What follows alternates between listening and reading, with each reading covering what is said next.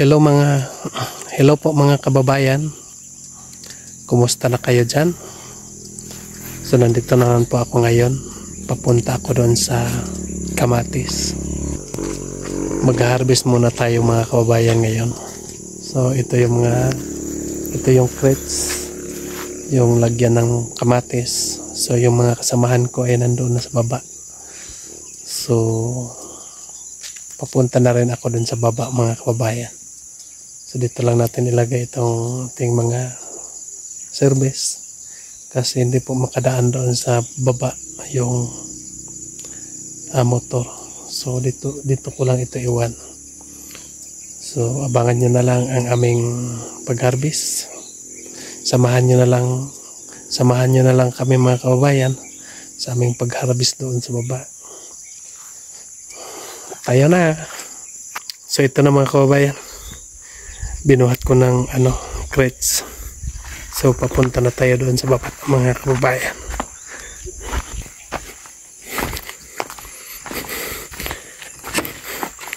Ito po yung daan pababa.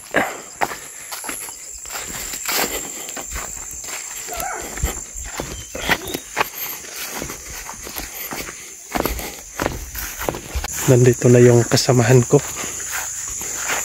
At nag-classify na siya ng kamatis. Kumusta kabayan?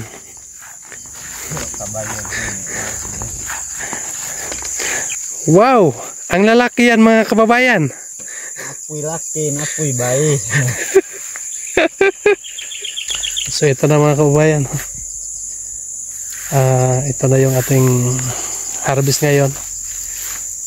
So maganda yung klase ng ating kamatis at malalaki. Kaso lang po mga kababayan ay ang ating presyo ng kamatis ngayon ay sobrang mura po. So nakakalungkot isipin kasi po ay yung kuha ng big dito ay 200 na lang. Ang kuha ng big dito ay 200 na lang mga kababayan. So talaga takilid talaga no, kasi mura yung bintahan ng kamatis ngayon sa lahat ng mga gulay ngayon.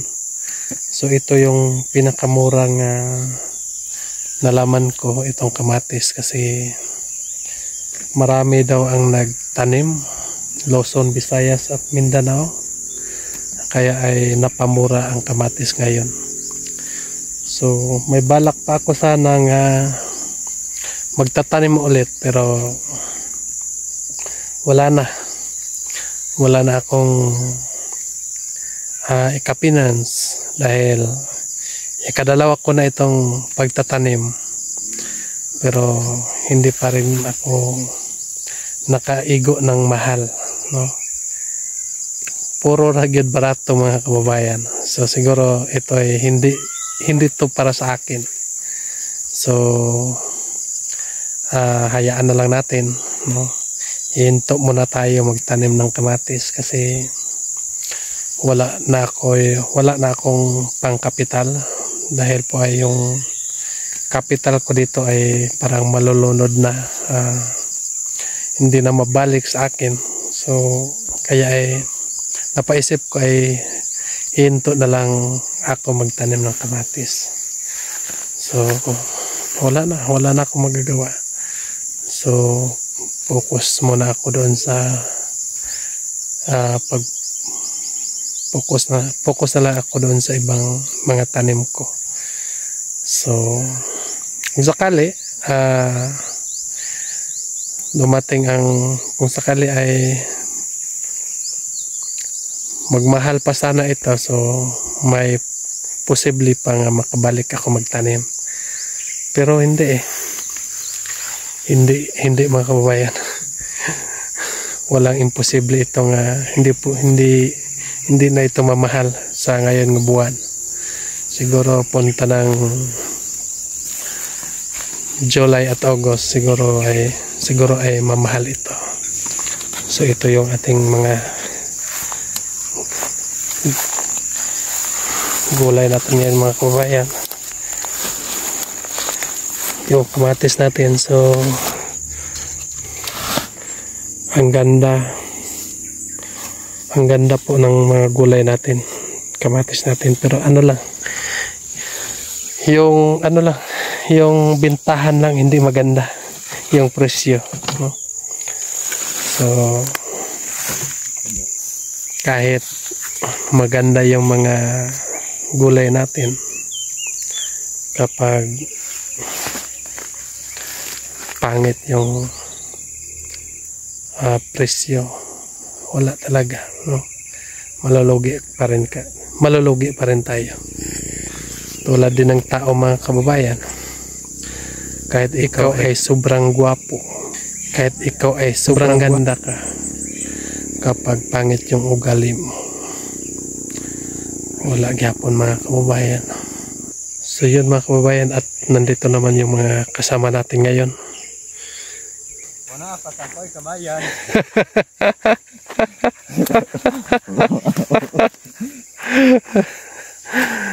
Dito yung ating mga kababayan.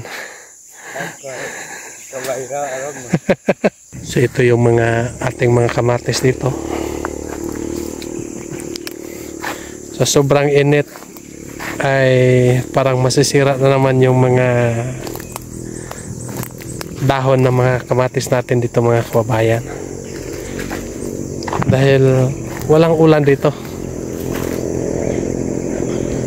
Nandun po sa baba ay laging umuulan, pero dito sa amin ay walang ulan, so kaya ay parang nasisira yung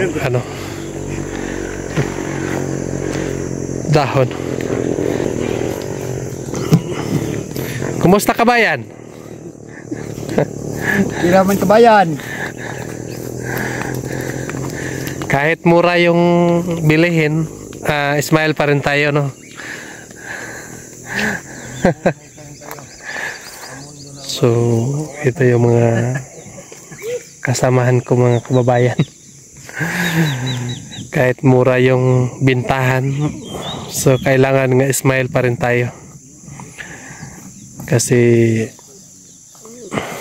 ganun lang talaga ang buhay.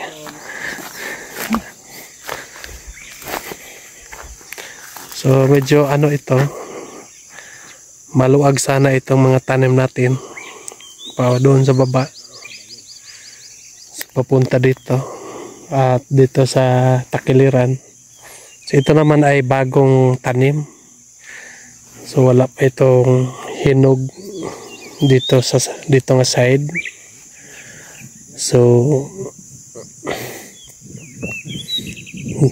dito lang sa kabila yung dami ng ma-harvest natin mga kababayan.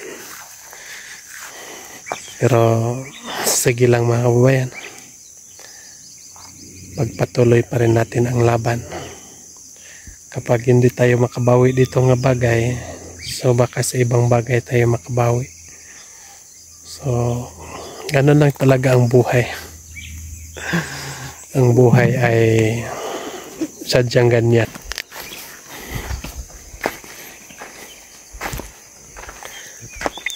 Wow, ang lalaki ng kamatis. Oh, napoy laki sir, napoy bay.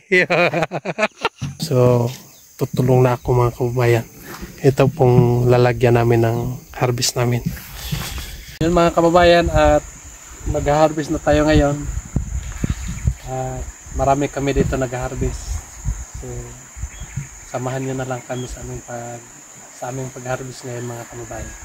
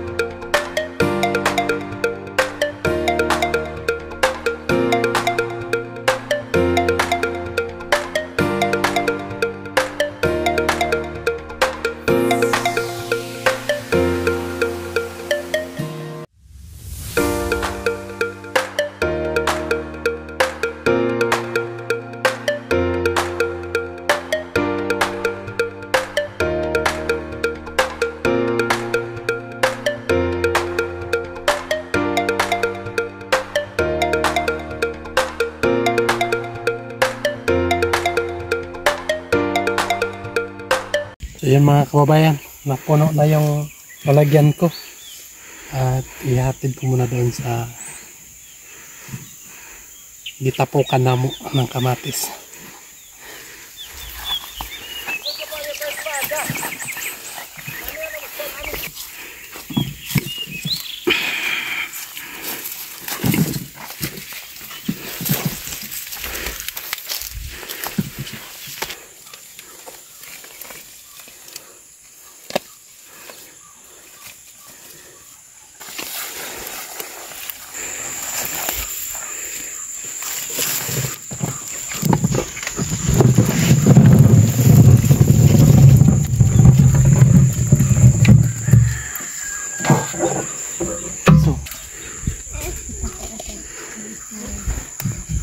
Mga kababayan, ay pagpatuloy pa namin ang pag-harvest namin ngayon kasi hindi pa tapos. So maraming salamat sa inyong pagsubaybay ng aking YouTube channel mga kababayan.